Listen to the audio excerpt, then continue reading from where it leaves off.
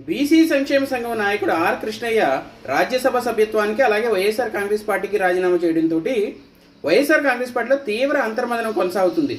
కొంతమంది ఏమో ఆయన భారతీయ జనతా పార్టీలోకి వెళ్తున్నాడని అంటారు, ఎందుకంటే ఆయనకి ఆర్ఎస్ఎస్ మూలాలు ఏబీవీపీ మూలాలు ఉన్నాయంట.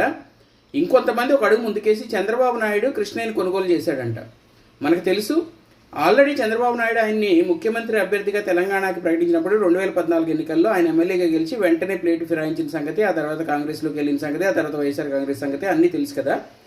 అయితే వీళ్ళు చేసిన ఆరోపణ ఏంటంటే ఆర్ కృష్ణయ్యని చంద్రబాబు నాయుడు కొనుగోలు చేశారు, అంటే ఆర్ కృష్ణయ్య అమ్ముడు పోయాడు అని చెప్తున్నారు. సో ఆర్ కృష్ణయ్య అమ్ముడు పోయే వ్యక్తి అయితే ఇంతకుముందు వైఎస్ఆర్ కాంగ్రెస్ పార్టీలోకి వచ్చినప్పుడు కూడా వీళ్ళు కొనుగోలు చేశారా? అప్పుడు కూడా అమ్ముడు పోయాడా? బీసీల ఓట్ల కోసం ఈయనకి రాజ్యసభ ఇచ్చి ఈయన్ని కొనుగోలు చేశారా?